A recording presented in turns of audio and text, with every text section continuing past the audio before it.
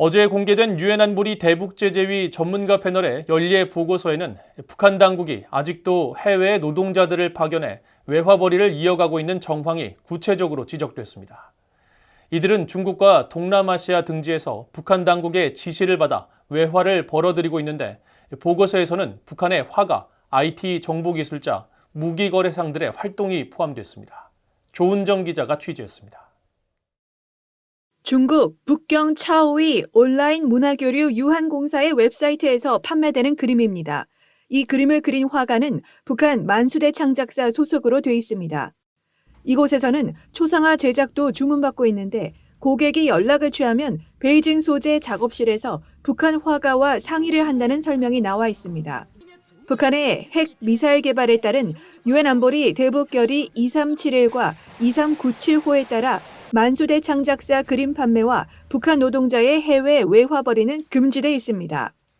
유엔 안보리 대북제재위원회 전문가 패널은 5일 공개한 연례 보고서를 통해 만수대 창작사 등의 북한 그림을 거래한 중국 업체 2곳에 대해 조사를 벌이고 있다고 밝혔습니다. 전문가 패널은 중동 도시 두바이에서 활동하던 북한의 IT 정보기술자 오충성의 행방도 쫓고 있습니다. 오충성은 지난 2월 한국 정부가 사이버 분야 첫 대북 독자 제재 대상으로 올린 인물과 동일인일 가능성이 매우 높으며 오충성은 국방성 소속 IT 인력으로 두바이 등지에서 여러 회사에 IT 프로그램을 개발해 제공한 혐의를 받고 있습니다.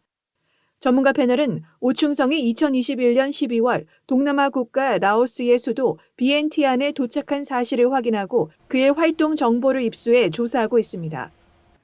전문가 패널은 또 동남아 여러 국가를 돌아다니고 있는 북한인 리철남도 조사하고 있습니다. 리철남은 2005년부터 캄보디아를 근거지로 식당과 도매 무역, 환전 등 여러 외화벌이 사업을 벌였고 2019년 체류 비자가 만료됐습니다. 전문가 패널은 캄보디아 정부가 지난해 1월 리철남을 체포해 추방할 것이라고 보고한 이후 리철남이 캄보디아를 떠나 베트남과 라오스, 중국 등지를 이동하고 있는 것으로 알려져 조사하고 있다고 밝혔습니다. 다른 유엔 회원국은 리철남이 무기와 군사 장비, 다이아몬드와 금 거래, 불법 금융 활동에 연루된 것으로 추정된다고 보고했습니다. 중국, 러시아도 찬성한 유엔 안보리 대북결의는 모든 유엔 회원국들이 북한 노동자들을 2019년 12월까지 본국으로 송환하도록 했습니다.